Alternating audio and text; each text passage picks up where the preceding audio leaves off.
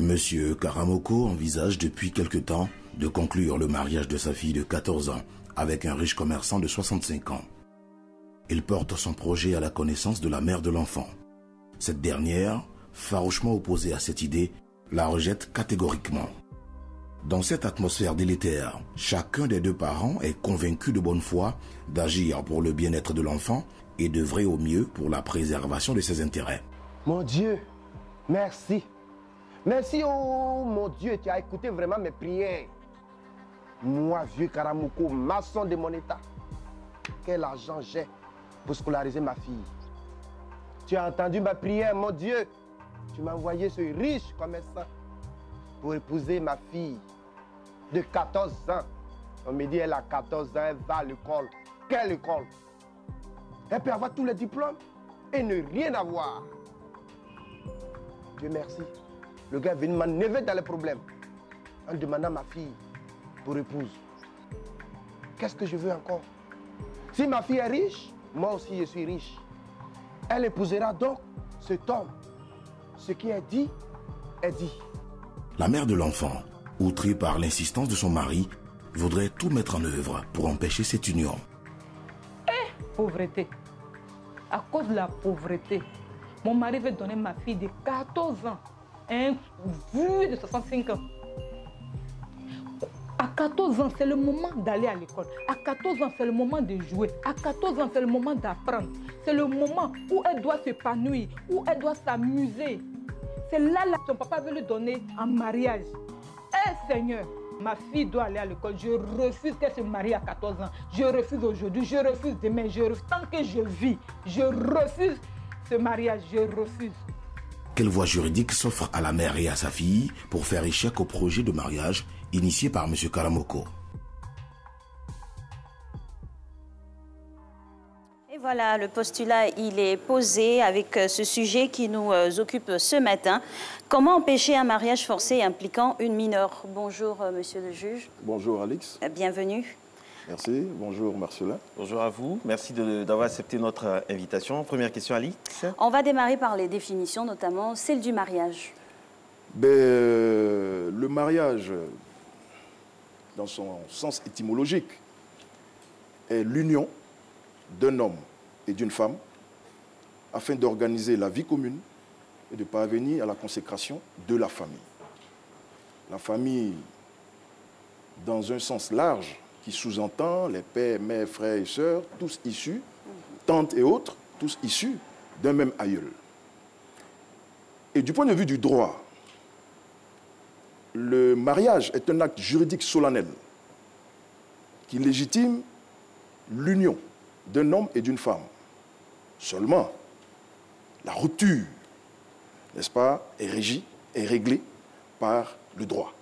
Ok. Alors, monsieur le juge, ici, dans l'élément qu'on a vu, il s'agit du mariage coutumier. Ouais. Vous avez donné la définition sociétale du mariage de façon globale, encore que dans d'autres pays, ce n'est pas forcément un homme, une femme, c'est maintenant un homme, une femme, c'est selon. Vous avez donné la définition du droit civil du mariage ici, chez nous, en Côte d'Ivoire. Alors, quid du mariage coutumier? Il résulte beaucoup plus de la tradition, de la coutume, des pratiques et des mœurs. Voilà en fait le sens du mariage coutumier. D'accord. Donc de ces deux définitions que nous avons de mariage en général, du mariage civil et du mariage coutumier, on a bien compris que celui qui était reconnu et régi par la loi, c'est le mariage civil. C'est maintenant, depuis la loi, depuis l'avènement de la loi de 1964, le seul mariage reconnu en Côte d'Ivoire est le mariage civil. Parce qu'il faut rappeler qu'à l'époque, les deux unions se faisaient, c'est-à-dire l'union matrimoniale dite coutumière, l'indigène ou l'individu qui avait le statut local pouvait se marier selon sa coutume. Et puis, il y avait le mariage de statut civil, donc ceux qui avaient le statut civil pouvaient officier ou célébrer leur mariage devant l'officier de l'état civil. Le colonisateur a voulu mettre fin, n'est-ce pas, au mariage coutumier et par la loi de 1964 a institué, n'est-ce pas, un seul mariage en Côte d'Ivoire qui est reconnu, c'est le mariage civil. Alors donc la loi de 1939 est abrogée, on va dire ça comme ça, la loi indigène de 1939 est abrogée par la loi de 1964. Voilà. Alors, donc tous les mariages postérieurs à la loi de 1964 n'est-ce pas, coutumiers, je dirais, ne sont pas reconnus comme tels. Dans le cas que nous avons là, monsieur le juge, le cas de l'âge de la mariée nous interpelle. Qu'est-ce qu'on peut dire de façon synthétique hein, sur ce cas-là, concrètement, avec ces points forts, ces points clés? Alors, il faut déjà savoir que le mariage de la mineure ou du mineur en tant que tel est prohibé en Côte d'Ivoire. Et cela est consacré toujours par la loi de 1964 relative au mariage qui dispose en ses articles 18 et 19 que seul, ou si vous voulez, article 18, le mariage est obligatoirement célébré devant l'officier de l'état civil. En ces dispositions 19 qui stipule que le seul qui a des effets légaux est le mariage civil. Par conséquent, la loi de 1964, n'est-ce pas, si vous voulez, consacre la prohibition du mariage civil. Deuxièmement, il y a ce qu'on appelle l'âge matrimonial.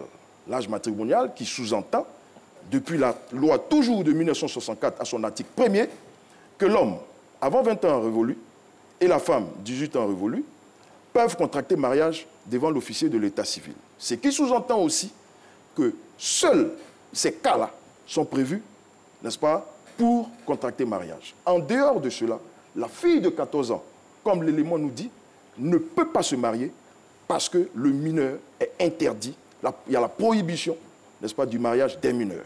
Exceptionnellement, voilà. Exceptionnellement, le procureur peut permettre, autoriser une dispense, n'est-ce pas, à la mineure et ses parents qui justifient ce qu'on appelle d'un motif grave, qui sous-entend la grossesse. La grossesse qui ramène, n'est-ce pas, à la maturité de la jeune fille. Donc, en tombant enceinte... Ça la rend mature automatiquement? Voilà, c'est ce que la loi dit. C'est-à-dire, à partir de l'instant où elle est tombée enceinte, n'est-ce pas, elle a atteint une certaine forme de maturité qui lui permet, naturelle, qui lui permet d'aller au mariage. En dehors de cette exception, de cette dispense, aucun mariage de mineur n'est prévu en Côte d'Ivoire.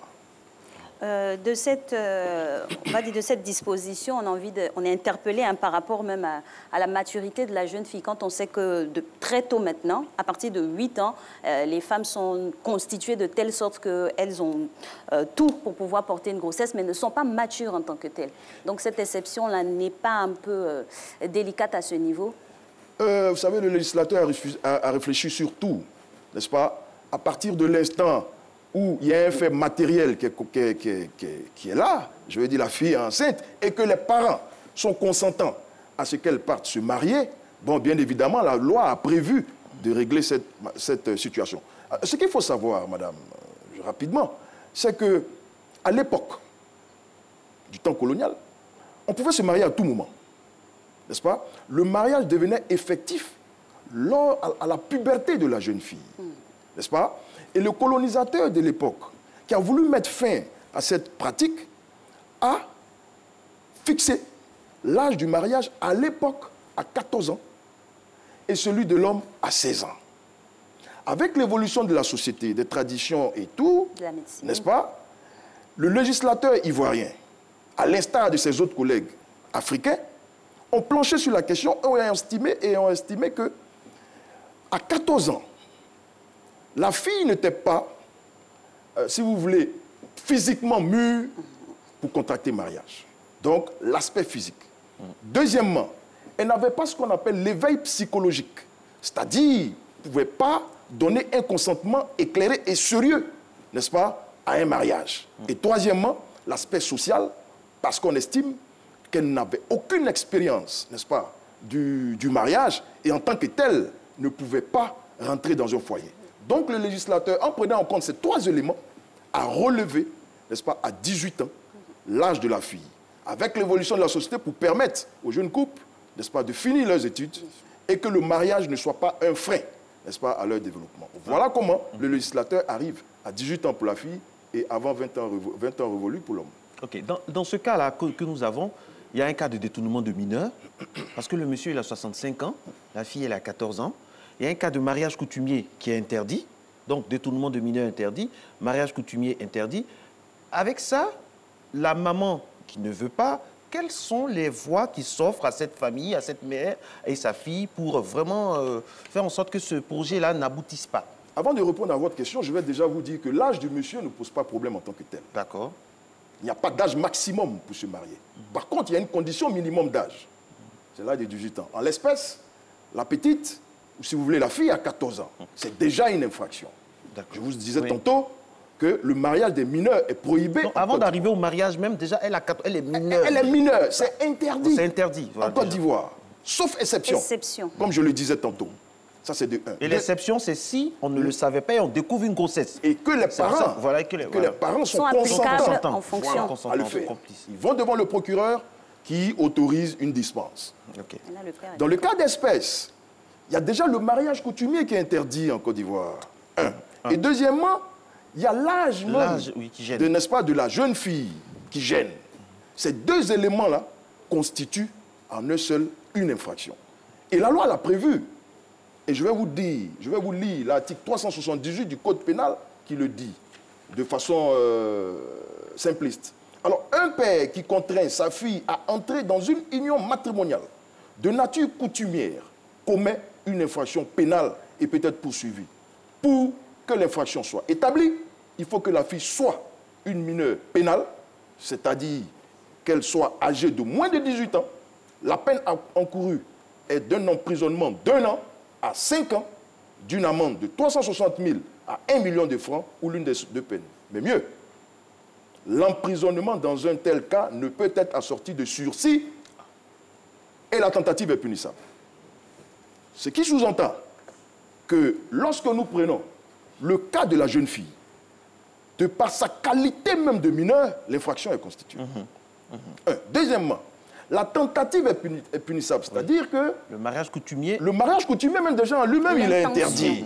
Mais l'intention, c'est-à-dire que Karamoko est en voie de marier sa vie. L'intention, n'est-ce pas, de vouloir donner sa fille en mariage est une tentative même qui est punissable. Monsieur le juge, là, à ce moment-là, je me permets de vous arrêter. Les sachants qui sont autour, qui sentent cette intention-là, est-ce qu'ils peuvent, eux aussi, est-ce que leur voix est prépondérante, est-ce qu'ils peuvent dénoncer cela? Mais Marcelin, et c'est là, je pense, l'intérêt de ce débat, de cette invitation, parce que c'est aussi pour sensibiliser, n'est-ce pas, et renseigner nos populations que nous appelons les justiciables sur les lois en vigueur dans la République. L'article 378 du Code pénal, je ne suis pas sûr qu'il soit connu par tous. C'est l'occasion pour tout un chacun de savoir que de telles pratiques, de tels agissements sont punis en Côte d'Ivoire. Mais au-delà de cela, le deuxième intérêt qui, moi, à mon avis, est important, c'est que les uns et les autres, vous, moi, le voisin d'à côté et tous, puissions dénoncer les faits, n'est-ce pas, à la gendarmerie, à la police, et mieux, au procureur de la République. Et cela sur le fondement de l'article 40 du Code de procédure pénale qui dispose que tout fait peut être porté à la connaissance de monsieur le procureur de la République. N'est-ce pas? À partir de ce moment-là, n'est-ce pas, la femme, avant qu'elle n'engage l'action publique, c'est-à-dire avant qu'elle ne déclenche sa peine, les voisins, les amis, les parents même éloignés qui sont contre ce mariage peuvent dénoncer à monsieur le procureur de la République ces faits. À lui d'engager, de saisir les officiers de police judiciaire à l'effet de mener une enquête et si les faits sont avérés, de déférer les mises en cause, donc le futur mari et le père devant, n'est-ce pas, son parquet. Voilà en fait une voie qui s'offre à la mère. Une deuxième, c'est le fait que tout sachant, n'est-ce pas, peut dénoncer, parce que n'oublions pas que la femme est dans un foyer. Elle peut avoir peur des représailles du mari, de la belle famille.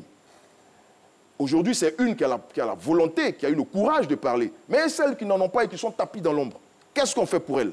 C'est l'occasion de demander à toutes les populations de dénoncer ces faits, parce que cela a pour objectif de protéger la jeune fille. Il n'y a pas longtemps, vous le savez comme moi, il y a eu la journée internationale de la femme, mais ce cas a été débattu sur une radio étrangère, dont je ne veux pas citer le nom. Des statistiques ont été démontrées. Donc au même titre que l'excision, au même titre que d'autres fléaux, n'est-ce pas, qui pilulent notre société, des ONG, des communautés, la communauté internationale ont commencé à se mobiliser pour lutter contre ce genre d'agissement. Et c'est le lieu de saluer le législateur ivoirien qui a prévu dans notre code pénal, n'est-ce pas, des sanctions à toutes ces personnes ça donnera de telles pratiques. Alors, monsieur le juge, tout est bien précisé concernant le cas. Et lorsqu'il y a condamnation du père, quelle est la protection qu'on accorde à la jeune fille qui se trouve en porte-à-faux avec pratiquement tous les membres de sa famille? Alors là, vous savez, on va encore sur un autre terrain. On est sur le plan pénal. Mais ce que vous venez de poser comme question nous amène à virer sur le plan civil. La protection, c'est laquelle? C'est-à-dire enlever le mineur ou la mineure dans son endroit, dans son environnement, comme vous dites, hostile, mais je dirais familial, pour la relocaliser ailleurs, n'est-ce pas, de manière provisoire. Alors, il y a un juge, là, ce n'est plus le procureur, il y a un juge qui est chargé de régler ce genre de questions. Il s'appelle le juge des tutelles. Des tutelles. Alors, le juge des tutelles peut être saisi, n'est-ce pas, par la victime, ou par la mère, je dirais, puisque généralement, c'est la mère ou les pères et mères qui sont les responsables civils du mineur. Donc, la mère peut saisir le juge des tutelles pour dénoncer ces faits. Et il y a une structure, une direction de la protection de l'enfance, n'est-ce pas, créée par décret 2015, arrêté 2015, qui est maintenant dans les tribunaux. En tout cas, de là d'où je viens, au tribunal de Yopougon, cette direction de la protection de l'enfance existe. Elle a pour mission de protéger aussi ce genre d'enfants, de dénoncer les faits au juge des tutelles, à l'effet pour lui de prendre des ordonnances de garde provisoire qui sont, comme on dit, provisoires, soit de relocaliser l'enfant ou de mettre à disposition l'enfant dans des familles d'accueil, dans des ONG, n'est-ce pas, pour la suite de sa vie, voilà. En communauté. Voilà, en communauté. Alors, monsieur le juge, merci beaucoup pour toutes ces précisions. J'avoue que concernant, par exemple, l'article 379, c'est vrai qu'il y a beaucoup de choses qu'on ne savait pas. Alors, là, dans ce dossier, il y a un cas de mariage... 78, merci. Dans ce dossier, il y a un cas de mariage coutumier. Revenons un peu, avec votre permission, sur le mariage coutumier. On nous dit toujours que c'est interdit en Côte d'Ivoire. Et pourtant, c'est interdit depuis 1964. Ouais.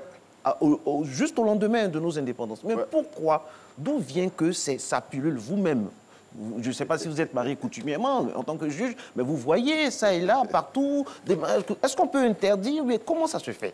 Bon, je crois que... Mais c'est toléré, mais je ne sais pas.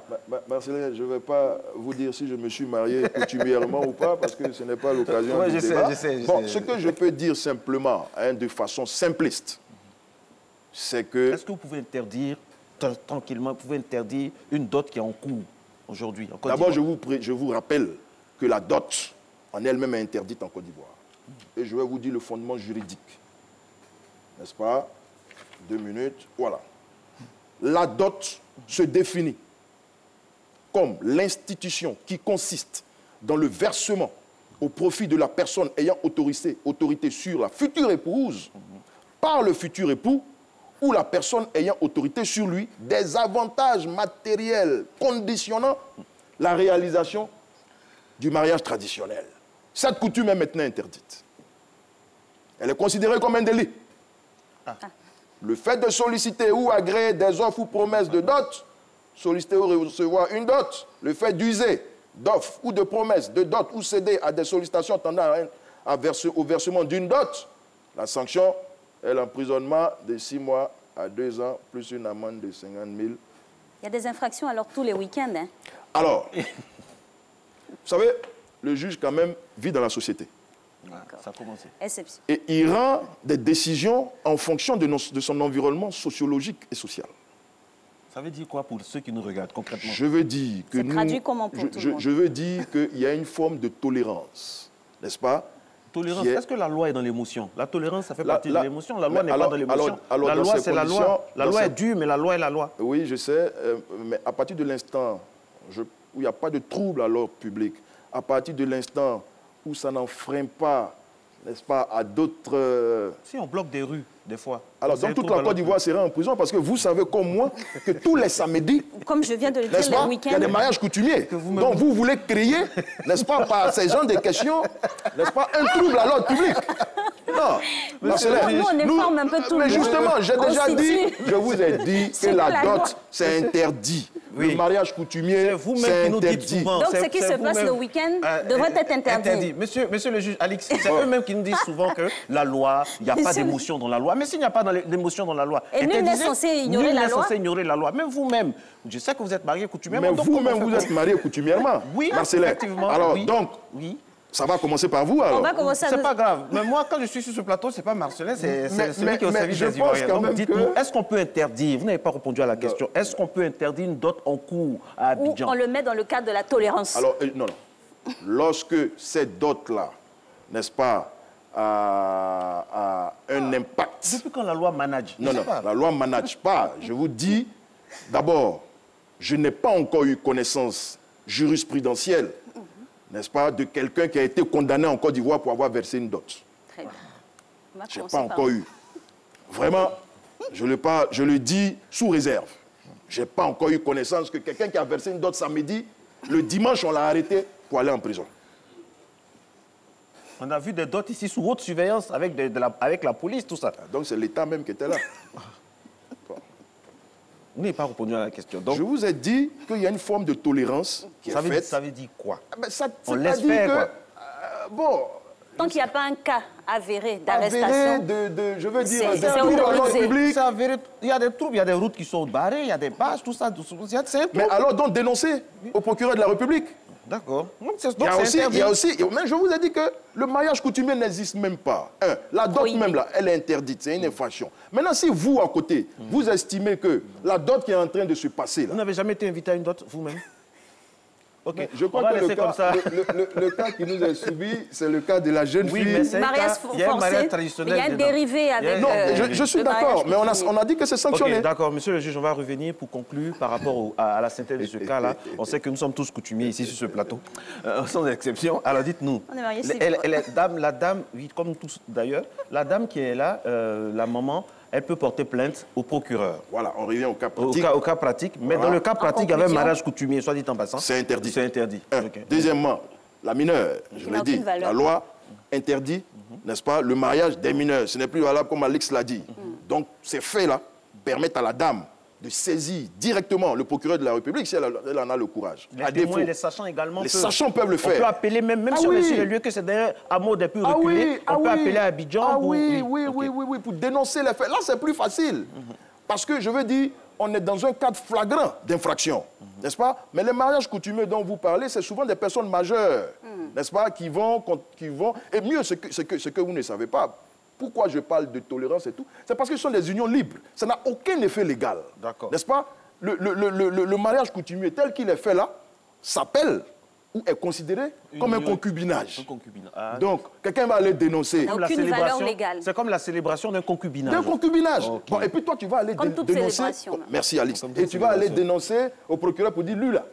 Il est en train de faire il est une en train de fête. faire une fête, il veut se marier, mais il est dans le concubinage. Le On peut procureur vous dit. donner une autre connotation, Les même juges c'est de un Côte d'Ivoire anniversaire et sont bon, vous magnifiques. êtes débouté. Oui, non? Les juges de Côte d'Ivoire sont magnifiques au-delà du droit. Ils sont nantis de beaucoup de diplomatie. Beaucoup. Merci Ah bon? beaucoup, juge Lorgnon. Jean-Claude, je rappelle que vous êtes au tribunal de première instance de Yopougon. Merci, c'était très intéressant. Vous voyez, les cas pratiques nous permettent d'aborder tous les sujets. Et dans un sujet, il y a beaucoup de sujets. C'est ce à quoi sont soumis chaque fois les juges. Il faut aller parfois au tribunal pour assister aux audiences. Vraiment, c'est magnifique. Merci d'être resté en notre compagnie.